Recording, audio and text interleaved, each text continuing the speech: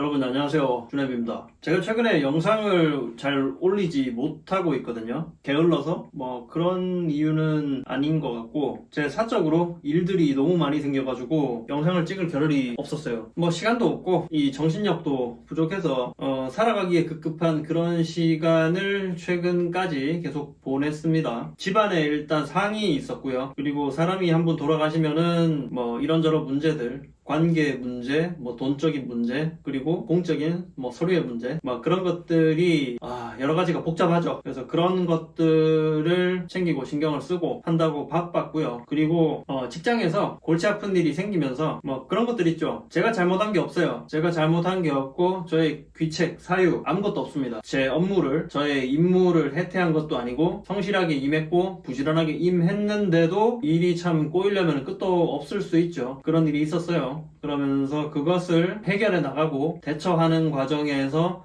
많은 이 정신력, 만화 소비가 있었고, 그 두 가지 일들이 동시에 겹치면서 건강한 삶을 이어나가지 못했어요. 최근 한 달간 그랬어요.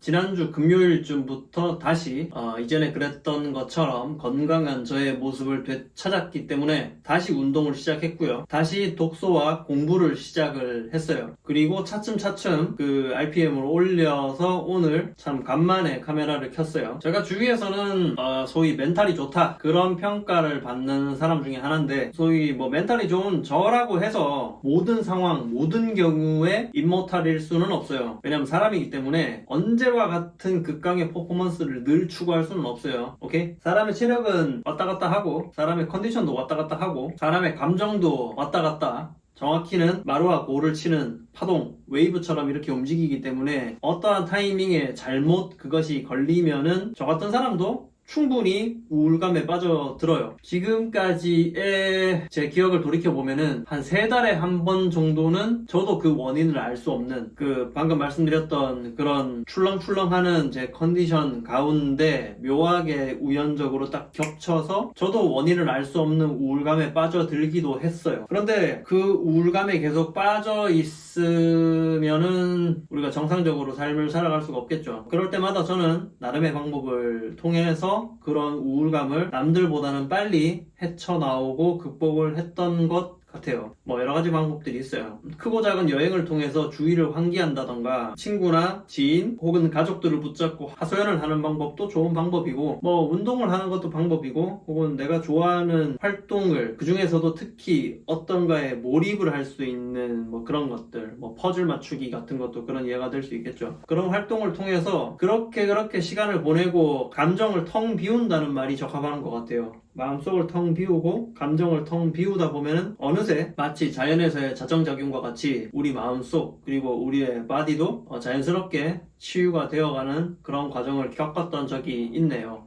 최근 한 달간 세상이 전과 다르게 더욱 혼란스러워지는 것이 아닌가, 그런 생각이 들더라고요. 최근 한 달 사이에 미국 대선이 있었고 트럼프 아저씨가 다시 당선이 되었죠. 사실 뭐 그게 그 사건 자체가 어떤 대단한 기점이 되었기도 하지만, 사실은 대선 이전부터 마련되어 왔던 어떤 사건들이 점점 우리에게, 우리의 현실 속에 영향을 미치고 있다고 생각이 드는데, 제가 말씀드리고 싶은 거는 시장에 돈이 너무 많이 풀렸다, 그러면서 인플레이션이 일어나고 물가가 상승하면서 경제가 혼란스러워지는 것, 그걸 얘기하고 싶은데, 참 물가가 무시무시하게 많이 오르고 있다라는 생각이 들고, 불황이 점점 우리에게 다가오고 있다, 그 두 가지 생각이 요새 참 많이 들어요. 그러면서 현명한 현대인이라면은 그 무언가 세상에 안 좋은 사건이 다가온다는 징후를 받으면은 그거에 대해서 대처를 하는 것이 맞겠죠. 그럼 저는 그 다가올 인플레와 불황에 대해서 어떻게 대처를 하고 있는가, 뭐니 해도 제가 그것에 대처하는 가장 1순위의 전략은 전략입니다. 전략. 뭐 가끔 이런저런 고가의 물건들을 보여드리기는 하지만 지금은 제가 돈을 거의 쓰지를 않고 있어요.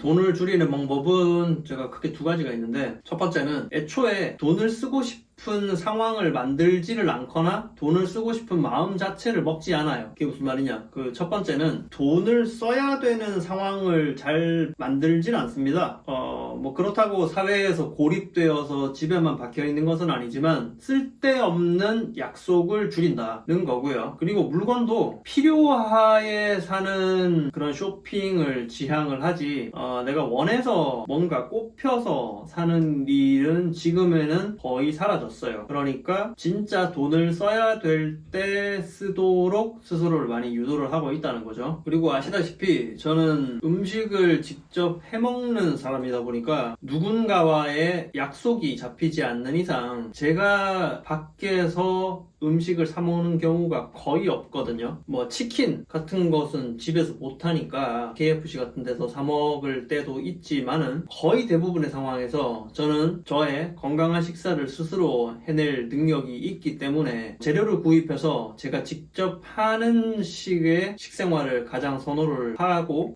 그것이 참 이 생활비 측면에서는 음식을 직접 해 먹는다는 것이 상당히 많은 코스트 세이빙을 할 수 있다라고 스스로 느낍니다. 그리고 두 번째는 저의 수입과 지출을 하나의 장부를 만들어서 수입과 지출에 대해서 전부 다 기록을 하고 있어요. 매달. 그래서 매달 어떤 수입이 어떤 항목으로 저한테 들어오고, 그리고 어떤 이유로 어떤 목적으로 얼마가 지출이 되었다는 것을 스프레드시트를 활용을 해서 계속 기록을 하고 있어요. 제가 9월 달부터 이 스프레드시트를 만들어서 제가 활용을 하고 있는데, 장사하시는 분들이 아니라 봉급 생활자면은 갑자기 수입 자체가 예기치 못하게 변하는 경우는 잘 없어요. 변동의 폭이 큰 거는 늘 지출이죠. 그래서 특히 이 지출을 기록하는 것이 제 소비를 통제하는 것에 대해서 많은 도움이 된다고 저는 느끼는데, 어떤 식으로 하냐면은 제가 요즘에 신용카드를 쓰지 않습니다. 신용카드를 쓰지 않고 대부분 체크카드를 이용을 해요. 일단 신용카드를 쓰지 않게 된 이유는, 신용카드 같은 경우에는 기본적으로 외상거래죠. 신용을 통한 외상거래를 하는 거고, 결제 승인을 하였을 때 돈이 당장 빠져나가는 것이 아니라 그것이 결제일에 한 번에 몰아서 갑자기 청구가 되는 그런 방식이죠. 그리고 제가 쓰는 카드가 대충 16일, 17일이었던 걸로 기억이 나는데, 당월에서 그 결제 승인일 이후의 결제는 또 이거래 결제일로 그 결제 금액이 넘어가죠. 그러다 보니까 제가 정확히 얼마를 지출을 하는지 이게 제 머릿속에서 직관적으로 계산이 안 되더라고요. 그래서 느껴진 그 답답함, 제 지출에 대해서 제가 컨트롤하지 못하는 것 같은 그 불쾌한 느낌에 의해서 지금 저는 신용카드를 거의 쓰지 않고 있고, 실시간으로 제 계좌에서 빠져나가는, 그래서 내 계좌의 잔고를 실시간으로 알 수 있는 체크카드를 대부분 그것을 사용을 하고 있어요.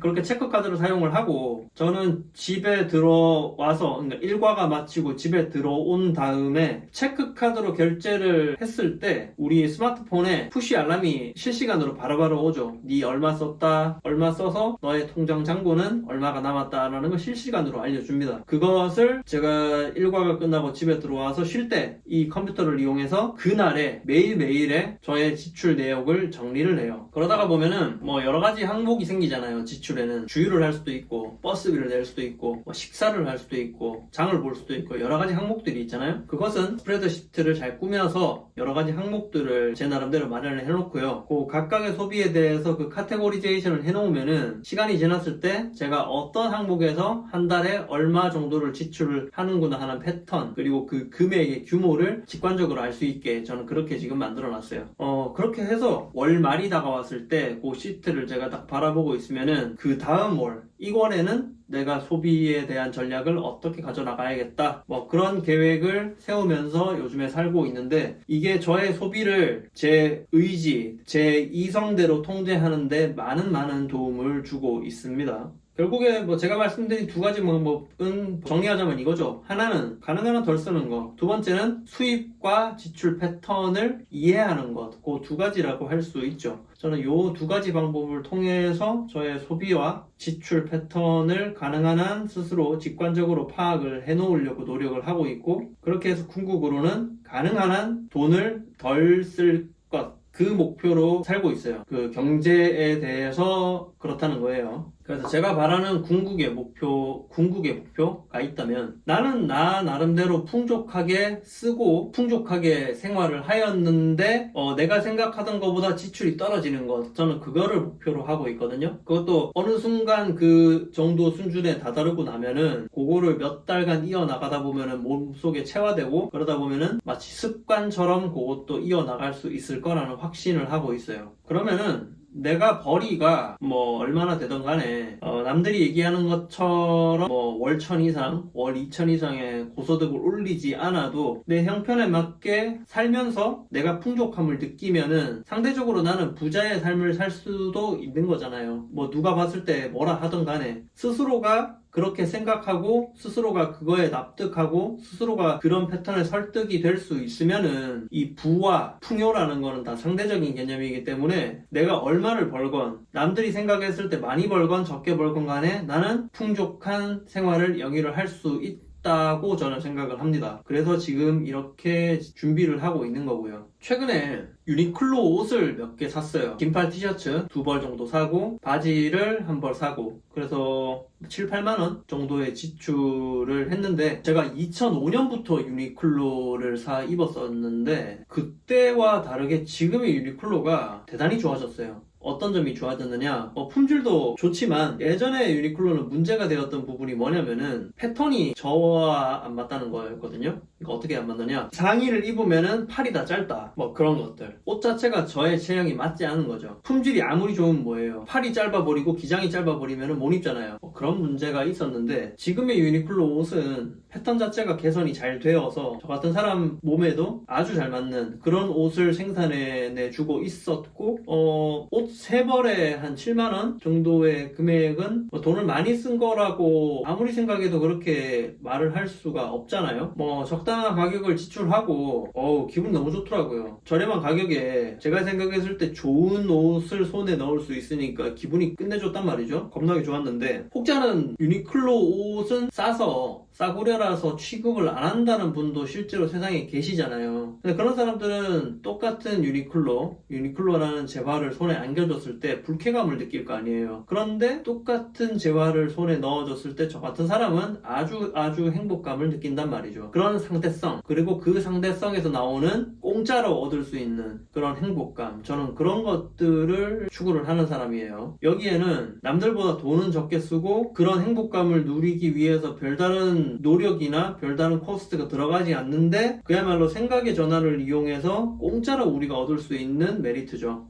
이런 것들이 저는 참 매력적으로 느껴요. 돈은 더 적게 쓰면서 남들과 동등한 혹은 그보다 더 그것을 넘어서는 행복감을 느낄 수 있는 게 아닌가 그런 생각이 들어요. 그렇게 해서 저는 요즘에 돈을 최대한 아끼고 있어요. 세상이 참 더욱 혼란스러워지지 않을까 생각을 해요. 제가 해외의 소식을 이렇게 저렇게 접해보면은 우리나라가 어떤 이유에선지 모르겠지만 전 세계적인 양적 완화의 그 결과물, 그 쓰나미를 우리나라는 아직까지 그것을 느리게 겪고 있는 것 같다는 생각이 들거든요. 대표적으로 물가가 지금 미국이나 유럽 같은 데 물가 보면은 정신이 나갔다고들 그래요. 정말 물가가 많이 올라서 세상이 혼란스러울 정도라고 얘기를 하는데 아직 우리나라는 그렇지는 않잖아요. 오르고 있는 추세기는 하지만 우리가 쇼크 먹을 정도로 심각한 그런 물가 상승은 아직 오지 않았다라고 생각이 들어요. 오긴 오겠죠. 근데 어떤 이유에서인지 몰라도 우리나라에는 늦게 발현이 되고 있다는 느낌이 들고요. 우리나라가 참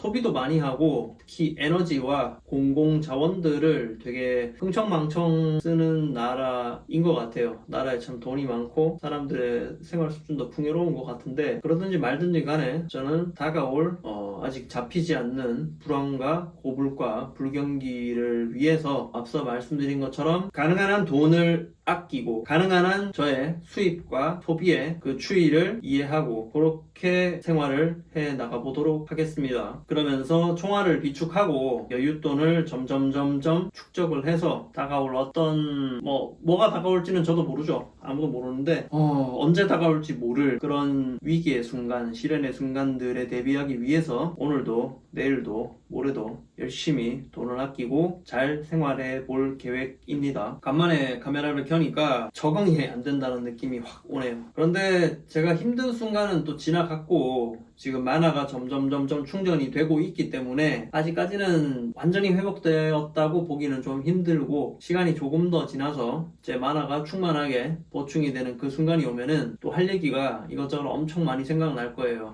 그럼 그때 이런저런 얘기들 해보도록 하겠습니다. 그러면 오늘 영상은 여기서 마치겠습니다. 감사합니다.